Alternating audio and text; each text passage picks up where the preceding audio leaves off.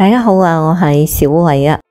今日我哋就嚟講講超市入邊最污糟嘅6樣食材，睇下你有冇成日買。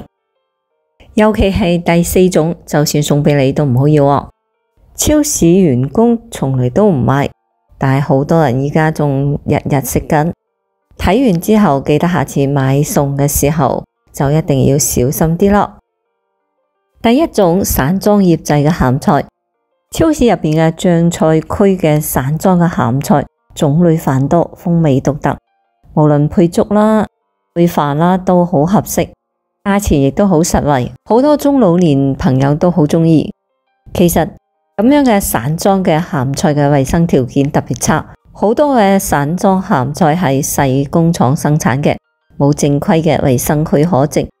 喺製作嘅過程當中亦可能落多咗鹽、防腐劑甚至係工業鹽，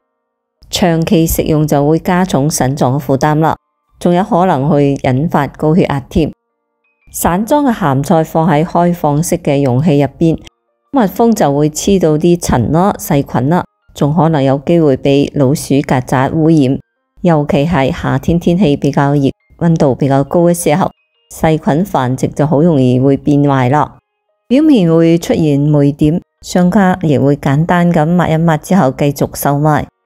霉菌產生嘅霉菌毒素冇辦法通過清洗烹飪去除，長期攝入嘅話就會損傷肝臟、腎臟，甚至會引發中毒嘅症狀啦。好多人喺買嗰陣就會用手直接攞，或者係用超市提供嘅公共嘅羹啦、殼啦，反覆用完之後，嗰啲工具沾滿細菌，污染晒成缸嘅鹹菜。建議大家買密封包裝有牌子嘅醃製鹹菜，喺配料表生產日期，唔好買散裝噶啦。第二種，滷味。每次行超市，滷味都係最受歡迎嘅，無論係軟糯入味嘅豬手，或係滷雞、滷牛肉，望落去都令人流晒口水。但係你哋可能唔知道，行業調查數據揭露咗大秘密，超市滷肉有60%都係用急凍肉嚟整成嘅，有啲甚至係擺咗幾個月嘅凍肉解凍完再嚟滷。有啲商家為咗控制成本，會將凍肉反覆咁解凍，解凍完之後買唔晒，又重新雪返佢，然後再解凍。咁樣反反复复解凍嘅肉就好容易滋生細菌啦，仲會產生有害嘅物質。食咗特別傷腸胃，甚至有薄埋嘅肉，用黏合劑黐成一塊，個樣根本分唔出。更加嚇人嘅係非法嘅添加劑檢出率有5%。啲商家為咗令啲滷肉更加鮮艷，保質嘅日期更加長，就會鋌而走險，用啲工業色素嚟代替天然香料，令到滷肉紅到發光，算係唔新鮮都仲可以擺多幾日。就係因為超量咁落咗防腐劑，甚至有啲仲落埋增味劑，掩蓋肉味嘅異味。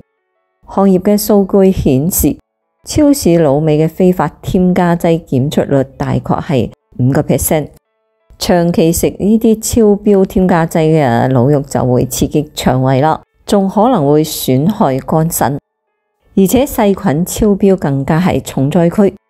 檢測數據顯示，唔少超市滷味嘅細菌數目超標，好容易就引發急性腸胃炎、上吐下瀉。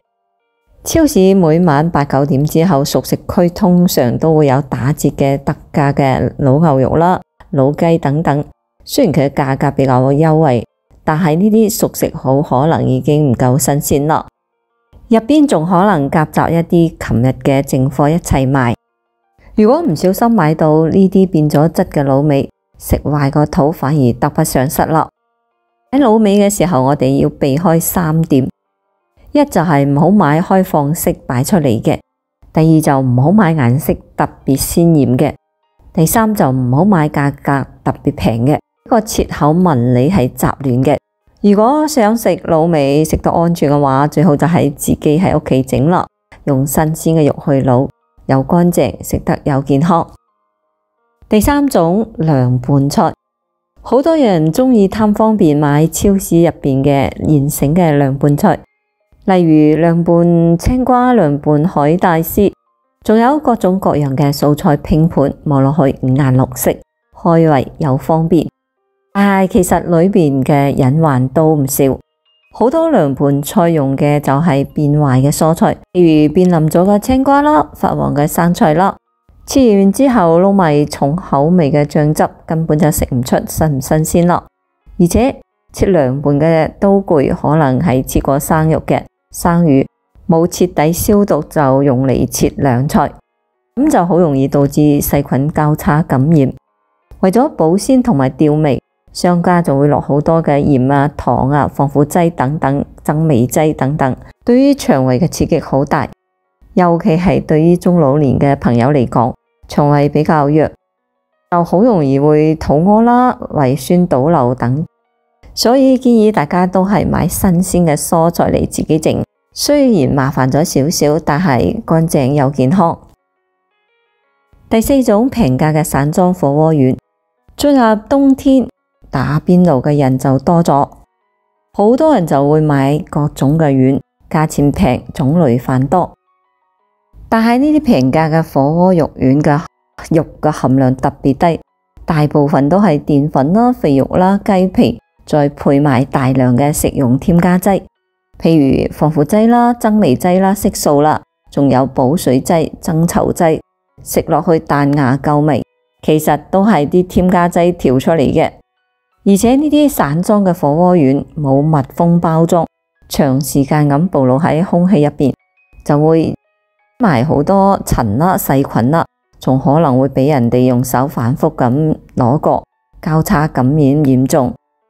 更加得人驚嘅係有啲肉丸已經過咗期啦，商家換個標籤就繼續賣。食咗呢啲肉丸嘅話，就好容易搞到腸胃唔舒服啦。所以我哋盡量係要買有牌子密封包裝嘅火鍋丸，睇配料表，肉嘅含量排喺前邊先至係最穩陣嘅。唔好買嗰啲價錢特別低、顏色特別鮮艷嘅散裝嘅火鍋丸。最後一種就係絞肉機絞出嚟嘅肉餡啦，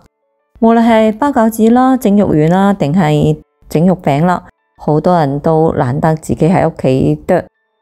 都鍾意買現成嘅剁好嘅肉餡。其實入邊有幾污糟，你根本估唔到。絞肉機入邊嘅肉可能係各種邊角料、碎肉、唔新鮮嘅肉攪埋一齊，攪爛之後根本分唔出原本嘅品質。而且超市部絞肉機一日要攪好多個肉，攪埋會殘留好多血水啦、油啦，積埋好難清洗乾淨。